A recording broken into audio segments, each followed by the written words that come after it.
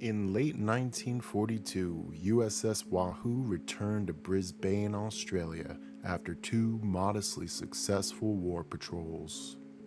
On December 31st, command of the submarine passed from Lieutenant Commander Marvin Kennedy to Lieutenant Commander Dudley W. Morton. Morton, who had been Wahoo's prospective commanding officer, brought with him an aggressive patrol philosophy. Before departing for enemy waters, he delivered a now legendary speech to the crew. "Wahoo is expendable. We will take every reasonable precaution, but our mission is to sink enemy shipping. Now, if anyone doesn't want to go along under these conditions, just see the yeoman. I am giving him verbal authority to transfer anyone. Nothing will ever be said about you remaining in Brisbane." 30 minutes were offered for any man to request a transfer, no questions asked, and not a single sailor stepped forward. With morale high, Morton also entrusted his new executive officer, Lieutenant Richard O'Kane, to man the periscope during attacks, a delegation that allowed Morton to command with a broader view of the battlefield. USS Wahoo got underway on January 16, 1943, escorted out of port by the destroyer USS Patterson. After testing her sonar and overcoming a flooded engine, the submarine set course for enemy waters. Her orders were to reconnoiter Wewak, a Japanese supply base on the northern coast of New Guinea, but Wahoo had no proper charts of the harbor. Fortunately, motor machinist mate Dalton Keeter had bought a cheap Australian school atlas while on leave that showed the coastline with a tiny notch labeled Wewak. With this as their reference, the crew created an improvised chart that would guide them into uncharted waters. But on January 21st, as Wahoo approached Wewak, she endured a scare. A radar contact prompted a crash dive, during which the submarine's dive planes jammed, causing her to broach the surface in full daylight. Fortunately, the radar contact proved false, and no enemy spotted her exposure. Undeterred, the crew pressed on, adjusting their speed to arrive off Wewak under cover of darkness early on January 24th. Before dawn on January 24th, Wahoo submerged a few miles north of Wewak and slipped into the harbor. In the early morning light, they spotted a small tug towing a barge, and moments later, two Japanese Chidori torpedo boats passed on patrol. Morton evaded them and maneuvered deeper into the harbor. At one point, the periscope glimpsed what looked like tripod masts near Curacao Island, raising suspicions of a hidden vessel or installation. Wahoo tried to investigate, but a patrol craft blocked her path. By the time she circled back, the masts had vanished. Morton's report references periscope photographs taken for intelligence. Around 13:18, a new target appeared. Peering into the haze, Morton's crew spotted the unmistakable silhouette of a Japanese destroyer nestled in a bight of Mush Island, with potentially several small submarines moored alongside. It was the destroyer Harusame, which had just gotten underway. Wahoo crept within 3,000 yards and aimed to strike from a safe distance. At 14:41, the submarine loosed a spread of 3 torpedoes from her bow tubes. However, Harusame zigzagged at the last moment, and all 3 fish missed aft of the speeding target. Morton fired a 4th, but the destroyer turned away hard. Now alert, Harusame swung around and charged straight down the line of the torpedo wakes, directly for Wahoo. Morton didn't flinch, holding his fire until Harusame closed to just 800 yards. At 14:49, Wahoo fired a fifth torpedo at point-blank range. 25 seconds later, it struck Harusame amidship with a, quote, terrific explosion, breaking the ship's back. The destroyer's midsection disappeared in a towering geyser and her hull jackknifed. Morton's report notes, quote, over 100 members of the crew must have been acting as lookouts, as Japanese crewmen were spotted swarming the ship's turrets and rigging. As Harusame began to sag at the bow, Morton ordered Wahoo to dive. The submarine went to 150 feet and crept back towards open sea as the enemy fired blindly above. Wahoo's crew heard secondary explosions, possibly Harusame's boilers, possibly depth charges and bombs, rumbling in the distance. It was impossible to tell for sure. Despite the close quarters, Wahoo escaped without a scratch. Harusame, for her part, did not sink. She was run aground in shallow water and, though severely damaged, was later repaired. By 19:30 that evening, Wahoo surfaced well clear of the enemy. Behind them, quote, huge fires were visible in Wewak Harbor. We wondered if they had purposely created these fires to silhouette us in case we tried to escape out of the harbor. The next morning, early on January 25th, Wahoo encountered a wooden fishing boat adrift at sea. 6 emaciated survivors were huddled aboard, and 3 of their crewmates had already perished. Wahoo's crew provided spare food and water to the stranded men. After ensuring the survivors were stable, she pointed them towards land and continued her own patrol.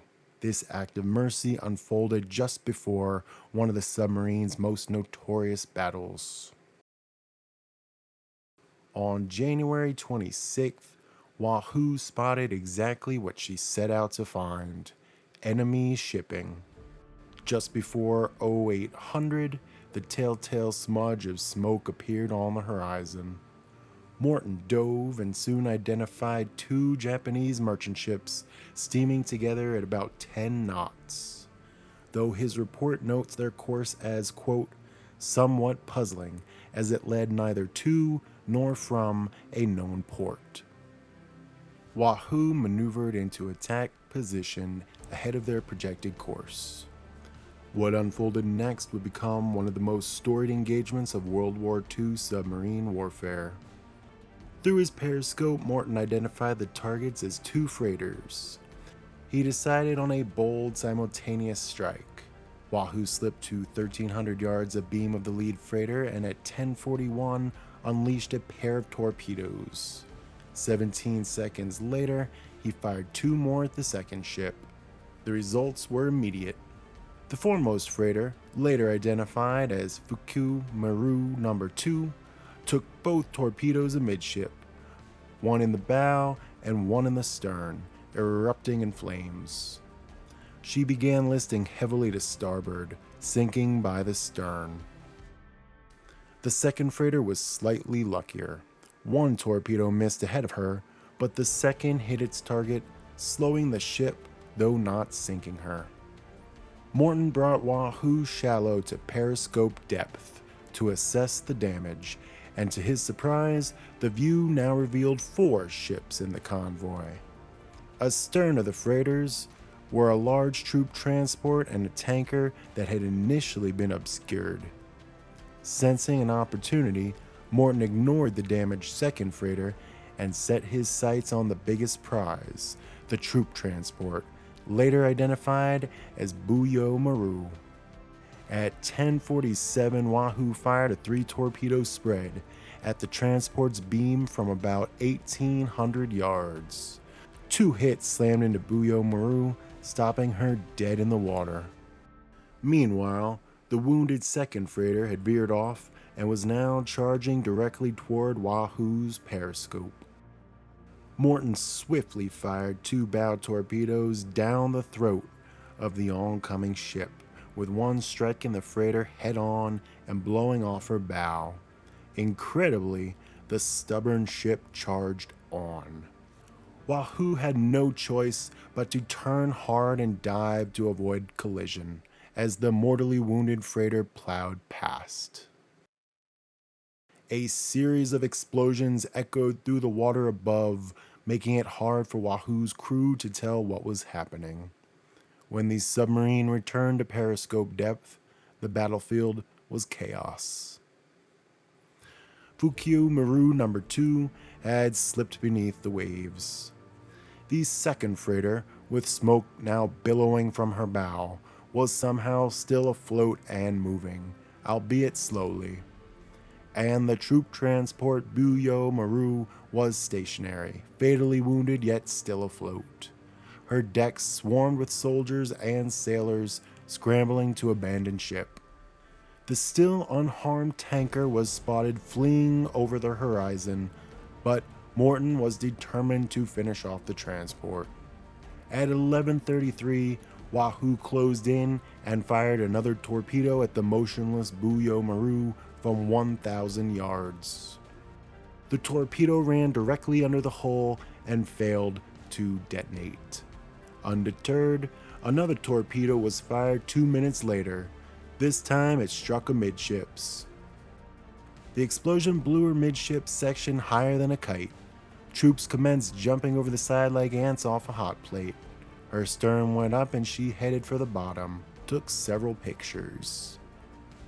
With Buyo Maru gone, Wahoo turned her attention back to the two escaping ships. However, her batteries were running low after the submerged battle. Morton decided they would surface and recharge. This would allow them to deal with the swarms of survivors in the water, whom he assumed were Japanese troops that might be rescued and returned to combat. At 13:15, Wahoo surfaced amidst the flotilla of drifting lifeboats, nearly 20 craft of various sizes, and manned her guns. Morton's report later described the scene. Quote, at 13:15 made battle surface and manned all guns. Fired 4-inch gun at the largest scow loaded with troops. Although all troops in this boat apparently jumped in the water, our fire was returned by small caliber machine guns. We then opened fire with everything we had. Wahoo's deck gun and machine guns raked the lifeboats. During the brief surface action, Wahoo took some return fire, likely from a few armed Japanese soldiers among the survivors, and 2 submariners were injured. One crewman's wound was minor, but another suffered a mangled foot when a 20mm shell misfired. Medics improvised an amputation of 2 toes with sterilized side cutters as the battle concluded. The Buyo Maru lifeboat incident remains controversial to this day. Unbeknownst to Morton in the moment, many of the men in those boats were Indian POWs from the British Indian Army, alongside Japanese soldiers and crew. Of Buyo Maru's 1,126 occupants, 87 Japanese and 195 Indians died, including those killed in the initial torpedoing. Morton later asserted that he had observed gunfire coming from some lifeboats. Wahoo's executive officer, Dick O'Kane, maintained that their intent was to force enemy troops to abandon their boats, not to kill. Regardless, the bloody aftermath of Buyo Maru's sinking was a grim chapter in an otherwise stellar patrol. With the lifeboat action over, Wahoo set off in pursuit of the 2 remaining enemy ships. By 15:30, smoke on the horizon betrayed their position. The crippled freighter and the intact tanker had joined up and were fleeing together, zigzagging toward the north. Morton gave chase, running on the surface at flank speed, then diving to make a submerged end around. By sunset, Wahoo had managed to close the gap. At 18:29, Wahoo got within firing range of the tanker and fired a spread of 3 bow torpedoes, but the salvo missed. She now only had 4 torpedoes remaining, all in the stern tubes. But Morton persisted, and for over an hour, Wahoo tailed the enemy duo into the dark, tracking their evasive zigs. The Japanese ships settled into a pattern, periodically zigging together, then straightening out. At 20:25, Wahoo seized an opportunity. Swinging her stern toward the targets, she fired 2 stern torpedoes at the tanker from about 1,850 yards. One struck true, hitting the tanker just aft of midships and detonating with a thunderous roar. The tanker, possibly named Pacific Maru, broke in half and sank almost instantly, disappearing in a cloud of steam and oil. Wahoo then turned to engage the final ship, the stubborn freighter that had absorbed multiple hits throughout the day. It was now 20:36 and nearly pitch black. The freighter skillfully zigzagged, and Morton's report praises the enemy's gun crew. Though the firing was at random, at 20:43, a projectile skipped off the water and whistled just over Wahoo's conning tower. According to the report, quote, "Our gun club could take a lesson from their powder manufacturers. It was truly flashless, a glow about the intensity of a dimmed flashlight being the only indication that a projectile was on its way. It is somewhat disconcerting when a splash is the first indication you are being fired upon." Around 2100, a searchlight cut through the darkness, forcing Wahoo to swerve. Assuming a Japanese escort had arrived, perhaps a patrol craft or destroyer, Morton crash-dived Wahoo to hurry her attack. As the wounded freighter limped toward the friendly light, Wahoo twisted to line up her final shot. Firing her last 2 stern torpedoes at 21:13, both found their mark in a pair of explosions that even jarred the submarine's bridge crew. Wahoo immediately withdrew as flames engulfed the target. 15 minutes later, the freighter heeled over and vanished beneath the waves, leaving the searchlight vainly sweeping in their wake. The persistent vessel, name unknown, had finally been sent to the bottom. It took 4 hits from 3 separate attacks to sink her. Morton sent a triumphant report by radio. Quote, "In 10-hour running gun battle and torpedo battle, destroyed entire convoy, 2 freighters, 1 transport, 1 tanker, all torpedoes expended." By the morning of January 27th, Wahoo was down to her last few rounds of deck gun ammunition. But Morton wasn't done fighting. That day, the submarine stumbled upon yet another Japanese convoy, this time reportedly 8 ships strong, including 2 freighters and a tanker with escorts.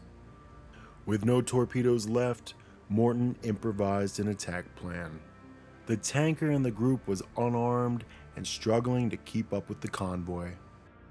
Morton decided to surface Wahoo astern of the lagging tanker, figuring that the sudden appearance of a submarine would panic the convoy and cause the ships to scatter.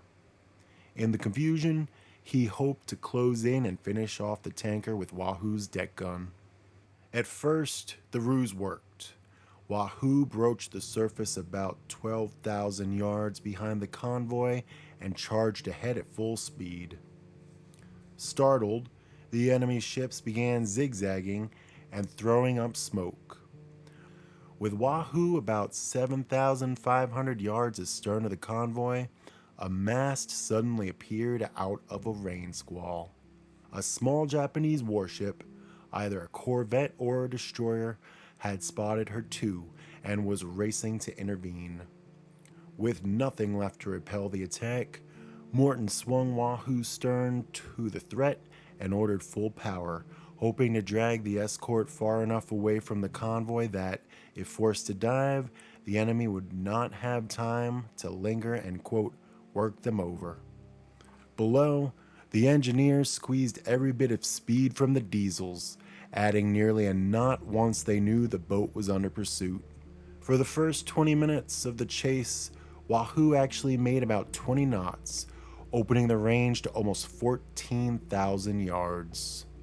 The escort was belching so much smoke that the crew jokingly dubbed it an antiquated coal-burning Corvette. But the joke didn't last, as the Japanese ship was in the process of lighting all of her boilers. 17 minutes later, the warship boiled over the horizon, swinging left and firing a broadside at roughly 7,000 yards. Splashes fell just 500 yards ahead of Wahoo. There was no doubt now, it was a Japanese destroyer. Morton ordered a dive. As the submarine slid past periscope depth, gun splashes landed directly overhead. At 300 feet, 6 depth charges went off in quick succession. They sounded loud, close, but caused no damage. At 11:20, sound contact had faded. The destroyer had no time to waste, with the convoy now over 40 miles ahead. Wahoo stayed deep until 1400, catching her breath before surfacing and continuing on toward Phase Island. At 20:58, the encounter was reported to ComSubPac, with Morton famously reporting, quote, "Another running gun battle today, destroyer gunning, Wahoo running." With her weapons exhausted, Wahoo set course for home, but on January 28th, she made one brief detour. Phase Island, a small Japanese-held atoll known for its phosphate mine and refinery. Morton considered bombarding the works with the deck gun, simply to harass the enemy since there were no coastal defenses, and Wahoo spent that morning reconnoitering from periscope depth, mapping a sizable refinery building, warehouse, and crane along the shore. However, that afternoon, an unexpected visitor arrived. A large inter-island steamer, possibly a disguised Q-ship, pulled in and anchored off the refinery. The vessel appeared to mount guns fore and aft. With 0 torpedoes and limited gun ammo, Morton wisely chose discretion. He scrubbed the attack plan, contenting himself with photographing the facilities for intelligence, and quietly withdrew. That night, Wahoo began the voyage back to Pearl Harbor. In just 23 days at sea, her crew had sunk or damaged an unprecedented number of enemy ships. Most U.S. submarine patrols at that stage of the war lasted 60 to 75 days, but Wahoo had packed more action into 3 weeks than some boats did in 3 months. On February 7, 1943, USS Wahoo arrived at Pearl Harbor, ending her 3rd war patrol. A straw broom was lashed to her periscope shears, the traditional sign of a clean sweep, alongside 8 tiny Japanese flags, one for each enemy ship Wahoo believed she had sunk. A Navy band struck up tunes on the pier as Morton and his crew tied Wahoo up alongside. In just over 3 weeks, Wahoo under Mush Morton had sunk multiple enemy vessels, and his aggressive tactics earned him the nickname the One Boat Wolfpack. He would receive the Navy Cross and an Army Distinguished Service Cross presented by General Douglas MacArthur. The 3rd War Patrol of Wahoo became the stuff of Navy legend, and here's footage of that legendary return.